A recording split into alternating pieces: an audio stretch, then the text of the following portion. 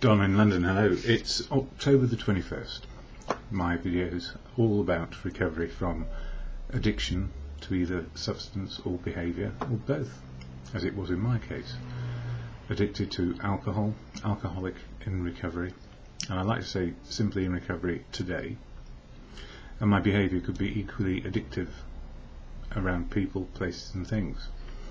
Being with the right people, in the right place, with the right things, and doing the right things, whatever doing the right things meant at the time. But always influenced, I guess, by my best friend all those years, drink. And I guess drink got in the way of being with the right people, in the right places, doing the right things. So, driven to fit in. And when we're driven to fit in and comply, and be in compliance with other people, we tend to please them and not ourselves too much. But along the way, very successful in some parts of my life, career, less successful in the romantic department with girls. Nothing wrong with them, I suspect. More to do with me and my attitudes and behaviour. Always trying to be perfect, make perfect events rather than let events be the way they are, and everybody participating to their full measure. So overbearing in a pleasing way. So a good host, a good worker, a good this and that, but was I doing what was right for me? Well, driven by drink, life always seemed to be at the extreme, and nowadays my personality seems to have settled down a bit into what I call normal. And normal is what normal is for you, and normal is what normal is for me. So without a drink inside me, I seem to get along reasonably well. And my videos are all about the impact and the worth of how it works in recovery. So what made it possible? Well, family, friends, professionals kept me alive long enough to get suitable moments of clarity to realise I could not beat addiction or alcoholism on my own. I needed help. So dried out a bit, I got to a fellowship, and that fellowship is AA, Alcoholics Anonymous. And like everybody else in AA, I don't speak for the fellowship, never can, never will, and I'll explain why in a few moments. So a bit of experience, strength and hope to be shared. I am only one voice in recovery, and it's the many voices in the meetings and groups and the fellowship of AA which keeps me sober. So we have unity, service and recovery. We're all the same size, we all have the same rights and responsibilities, and that's simply to be human and find out how life can work without drink. And it seems to work reasonably well. But I'm not doing what I used to do, I'm doing something completely different. And that's the good news. I've got my freedom back, freedom to choose what I can and cannot do on a daily basis, based on reality rather than my expectations or my dreams. So living reality one day at a time, where the old history doesn't come crashing in all like it used to. So I share about AA. I don't speak for AA, never can, never will. Full of unique, authentic people who share their experience, strength and hope where they will. And some do it via social networks or whatever means seems possible to say it's okay to be an alcoholic. All we need to do is stop drinking, and the way to stop is as you learn day by day. We learn to drink, we learn to stop. That's how it works for me, but I'll talk about that a bit more in a moment.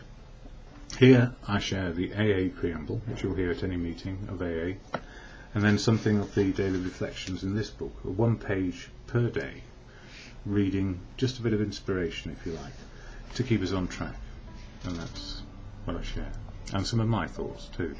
So I'll start with the AA preamble and add a couple of things in which are most important to me, which makes me right-sized, just the same size as any other human, and the same rights as any other human, to speak where I choose.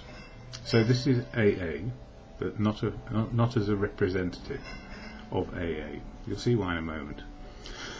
Alcoholics Anonymous is a fellowship of men and women who share their experience, strength and hope with each other that they may solve their common problem and help others to recover from alcoholism. The only requirement for membership is a desire to stop drinking. So the only requirement for joining in is a desire to stop drinking. And there are no rules, laws or regulations to bind you to anything. But you will find people full of opinions and suggestions about how they got sober.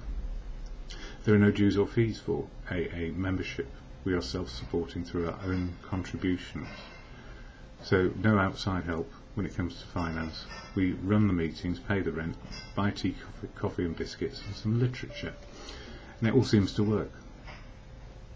But if you haven't got any money, or you have very little money, you're not expected to do anything but be there and see if something works for you. AA is not allied with any sect, denomination, politics, organisation or institution. It does not wish to engage in any controversy. Neither endorses nor opposes any causes. So the fellowship is there for one thing, a primary purpose, which is to stay sober and help other alcoholics to achieve sobriety. But everybody in AA has an opinion, an outlook, makes suggestions. Sometimes it comes across as instructions. But at the end of each engagement, if you like, with the fellowship, you can choose what you want to do next. It's up to you. And nobody can tell you what to do. And if they do, tell them to bugger off. So, fellowship, what you see is what you get on a daily basis. It's attraction to people with sobriety and finding out how they did it. We don't promote a fix, like alcohol, to make it all work again. What works again is living life on life's terms, living life as it is, without a drink inside us. So our personality traits come back to a place of normality after a long time of probably being at extremes of either highs or lows, or just seeking oblivion because life just feels so awful. Or maybe we just learned to drink to oblivion like I did. Anyway, the AA Daily Reflection for today. Nothing grows in the dark. This is October 21. We will want the good that is in us all. We will want the good that is in us all, even in the worst of us, to flower and grow. And, you know, if you think back to your drinking days, or if you're still drinking, you are the best you can be with a drink inside you. And it might be the worst experience for other people. So even at our best, it can be the worst experience, drunk or sober, for other people, because of the way we are.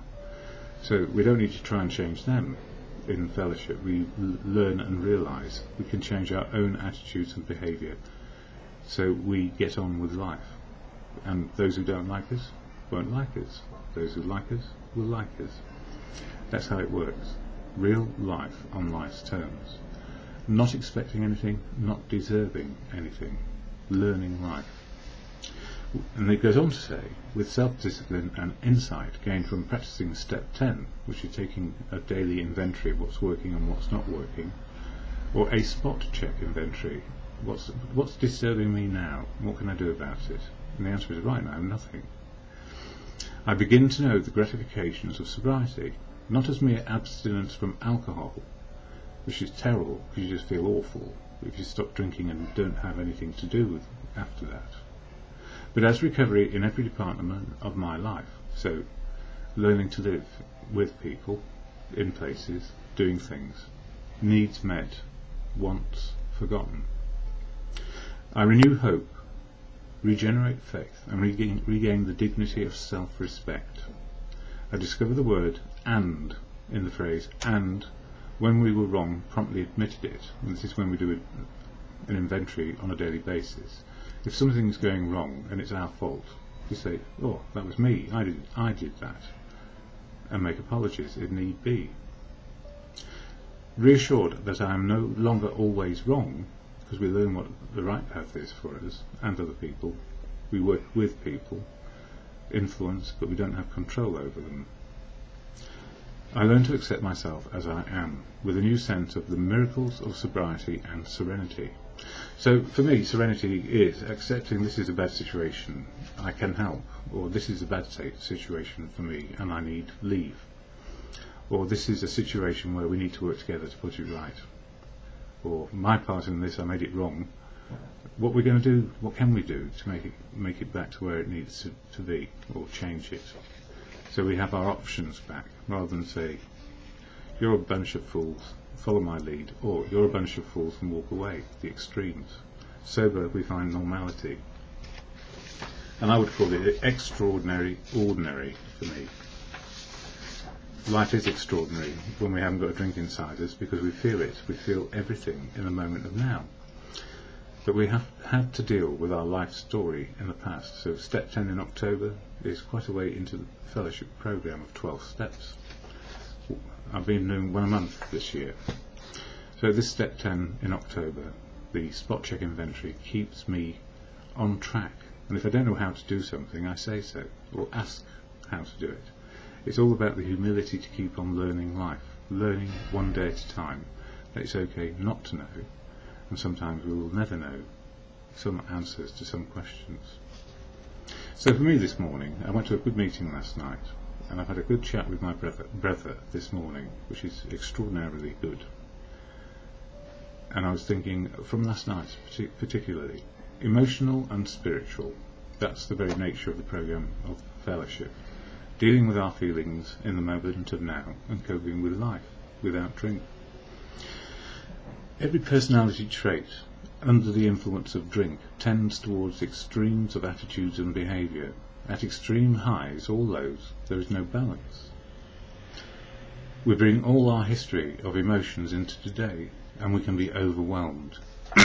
So if we've built up a load of prejudices in our life where we react from our history, here we go again type situations, we can be very, very disruptive to ourselves and to other people around us, because we bring every harsh moment of extremes into what's going on now.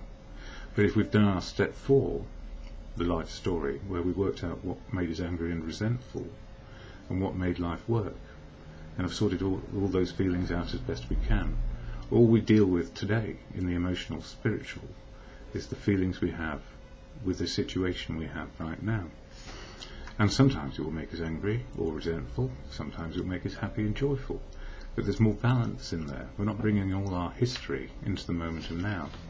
We have the history, which gives us the wisdom to say, hang on a minute, this is a new situation and I don't need to explode or blow it up. Yeah, we bring all our history of emotions into today, and we can be overwhelmed. Sober, my feelings can be responsive and work in a balanced way today. In the moment, feeling life as it is, in the moment of now. So step 10 is really life on life's terms. It's an immediate spot check inventory when things are going wrong. What's getting on me right now? Do I feel good, bad, fear, ego, prejudice, courage, faith? All those things come into it. And as we develop our living skills and our living outlook, we find serenity, even under difficult circumstances. Last year, around this time, October 21st, light and dark times, life and death, joy and sadness. Throughout every moment we learn to cherish always. We cherish each experience, what it meant to us, what we can do differently, what we can't change. We learn from every experience, similar or different, constantly changing, and the wisdom grows as we are growing too, growing into living in the moment of now, feeling it and living it. And then thinking about it too, because we do a lot of thinking, often which is unhelpful, because we haven't checked out how we're feeling. Step 10 inventory is in every department of my life. When I am disturbed, the disturbance is in me, not the rest of the world. With a clear head and support and challenge in recovery, which is what I've found, I have the opportunity to respond rather than react to the particular situation, and not a tainted history pulling me into the mire today. That's as far as I'm going with those. There's a full blog of my writing and over the years and stuff. Well, not full, I mean there's millions of words written, some of which are not published. Maybe I will. I can, on Kindle apparently, do it for free and send it out for free. Mind you, I might charge 50p, or would I? I don't know. Depends if the economy gets any worse, because it's biting on me as well, just the way life is. But it's good to know and to be aware of my situation. I've used half as much gas and half as much electricity, and yet my bill seems to have gone up, and I know what my consumption figures are from British Gas. Anyway, can do, can't do. I can look at what it's costing me. I can't change the price, so I have to cut my cloth according to what I have. So I have to be careful. Shut the windows. Don't leave the radiators on when I go out. Be a more careful person. Eat more porridge. Be happy. That's the way I see it anyway. And be able to go out and take photographs, which is my passion. People. Actually, my passion is always and will remain people, places and things, but my relationship with them has changed dramatically. Not in control, merely a player on the stage of life, as Shakespeare said. Anyway, that's enough of me today, because I've got someone coming. Talk about project work, or just talk about life, whatever works. It's just nice and good to be helpful as best we can. I always say the Serenity Prayer at the end of my videos because it works, and whatever we understand God to be or not, we all have a higher power, and it's with our good conscience. It's our conscience working to the good, not only for ourselves, not in a selfish way, but as part of life. Everyone has a right to be here, respectful of others, even when they're drunk, especially in fellowship, where people do often come in drunk, like I did on my first visit, and very, very hungover with life as well. Tormented, but no longer tormented. The Serenity Prayer, can do, can't do, wisdom. What I can do, change my attitudes and behaviour. What I can't do is change your attitudes and behaviour. That's your job. And wisdom to know the difference around people, places and things. So the serenity is acceptance of now and living it, rather than saying it ought to be, or it should be, or it could be, it must be. None of those really help. More like, how am I feeling? Why? What can I do? Asserting my outlook. And when I'm with people, how are we feeling? Why? And what can we do? Empathy. Love of other people.